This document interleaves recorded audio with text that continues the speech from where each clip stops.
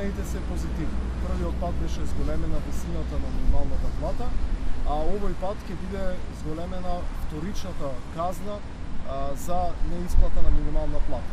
Зборувам вторична казна, бидејќи казнената политика за овој закон е во две фази.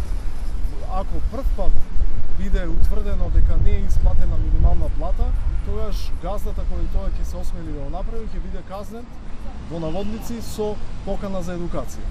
Дури вториот пат откаде го биде казнет, ќе биде казнет со парична казна, која сега треба да биде зголемена од 6.000 на 8.000 евра.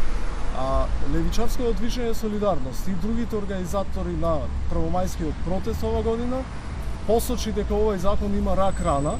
Рак раната е таа сложена постапка на казнување. Владата континуирано го игнорира главниот проблем на овој закон, а тоа е казнувањето со покана за едукација како прва мерка за казнување. Во период овој закон се применува од 2012 година.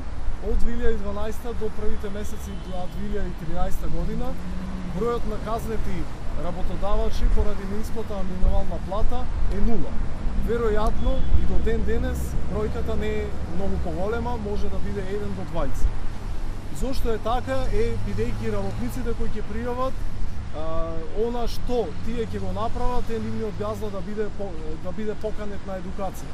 А тоа е недоволен голем стимул за работниците да пријават. Значи, она што бараме од владата е, наместо да ја менуваат, да ја повишуваат казната за второ прекршување на законот, да ја укинат поканата за едукација, да укинат членот 6 од законот за минимална плата и директно да се пропишуваат казни на работодавците кои нема да го исполнуваат оваа законска обврска за исплата на минимална плата. Така ќе се зголеми ефикасноста на оваа закон и евентуално ќе се зголеми ќе се подобри примената на овој закон во практика. Јас ова прашање го поставив и на председателот на синдикатот и на министерот за труд и социјала. Работниците не се осмелуваат, напоменавте вие, сами да пријават. Меѓутоа, постојат ли начини како може работникот да се заштити, да пријави, а сето тоа да се ефектуира? Работниците не пријавуваат поради две причини. Прво, поради страв, а второ и поради недоверба во инспекторатот на труд дека тој нема да ги каже, да ги искодоши на работодавецот дека тие се тие што пријавија.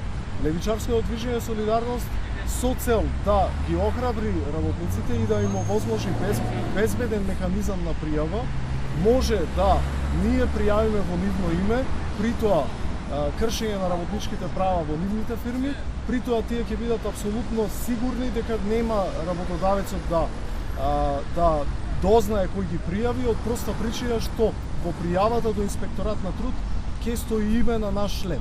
Така што тоа е еден доста безбеден механизам и веќе неколку работници им помогнавме конкретно преку на овој начин и она што треба само да направат е да не контактираат анонимно дури и да ни кажат кој е проблемот во нивната фирма и ние ќе пријавиме во нивно име.